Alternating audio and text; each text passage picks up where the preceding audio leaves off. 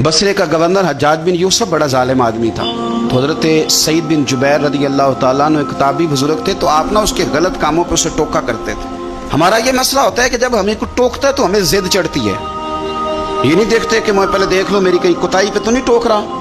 वो जालिम था, आप उसे टोकते थे। तो जब रोक टोक होने लगी तो ये जो बादशाह किस्म के लोग होते हैं, इनकी ख्वाहिश होती है कि हमें पूछने वाला कोई ना हो। रोक टोक बड़ी तो उसने बुला लिया हज़रत सईद बिन जुबैर रज़ी अल्लाह ताला अन्हु को, बुला के कहने लगा मैं आपको कत्ल करूँगा।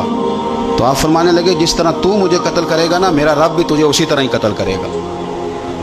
अल्लाह वाले थोड़ा किसी से डरते हैं, वो उसी तरह तुझे कत्ल करेगा। कहने लगा हज़रत सईद बिन जुबैर रज़ी अल्लाह ताला अन्हु से कि अगर आप मुझसे माफ़ी मांग लेंगे तो मैं आपको छोड़ दूंगा। आप फरमाने लगे माफ़ी तो मैं रोज़ मांगता हूँ, पर सिर्फ अपने रब से।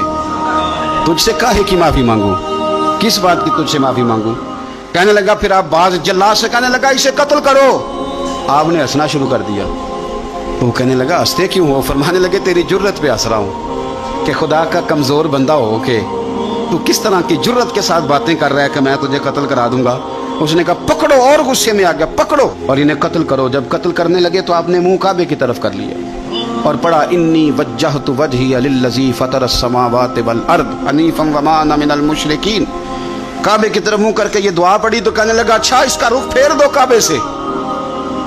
तो आपका जब रुख फेरा तो आप फरमाने लगे तो बड़ा ही बेवकूफ़ है, फ़इन्नमा तुवल्लू फ़सम्मा वजहुल्लाह।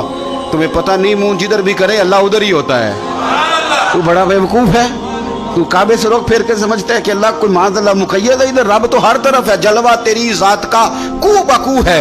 मैं जिधर देखता हूँ उधर तू ही तू है, जिधर देखता हूँ उधर। जे मैं तेनू अंदर जाना तो फिर मुक़य्यद जाना, तो जे मैं तेनू बाहर जाना तो अंदर कौन समाना। अंदर भी तू है ते बाहर भी तू है ते बुल्ला कौन नुमाना।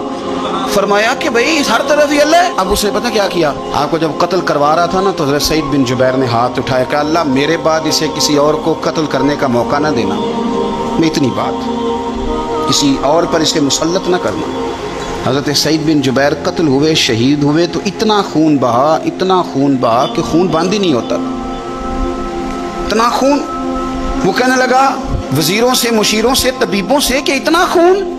तो वो कहने लगे बादशाह ये खून बताता है कि ये बंदा तुझसे डर के नहीं मरा, वरना तो तलवार बंदे के करीब आती है तो खून खुश्क होता जाता है, वरना तो हुक्म होता है सजाए मौत का तो लोगों के कपड़े ढीले हो जाते हैं, जिस्म कमज़ोर हो जाता है। ये बंदा नडर था इसलिए इतना इसका खून निकला है कि इसे कोई डर नहीं।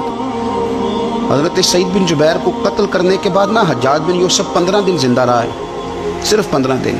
कैंसर हो गया पेट में, इतनी तकलीफ हुई कि जिस बीमारी को आज आप कैंसर कहते हैं कि किसी की समझ में नहीं आता था। तबीब गोश्त की बोटी डालता था धागे के साथ पेट में, तो बाहर आती थी तो वो गल सड़ के बाहर निकलती, उसके अपने भी उसके कमरे में नहीं जाते थे। ओ यारो, जुल्म करते हुए लोग सोचते नहीं कि इसका हिसाब कितना भयानक होगा।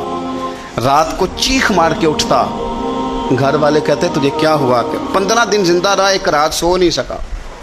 वो कहता था जब भी मैं सोता हूँ तो सईद बिन जुबैर मेरी ख्वाब में आते हैं और मेरी टांग पकड़ के घसीटते हैं तो मेरी आंखें खुल जाती हैं। ये जो बद्दुआएं हैं ये तुम्हारे बिस्तर तक तुम्हारा पीछा करती, ये नींदों में सुराख कर देती। लोग कहते हैं पता नहीं क्या बात है सोया नहीं जाता, तो मैं कहता हूँ पता कर लो, शायद को बात निकल ही आए।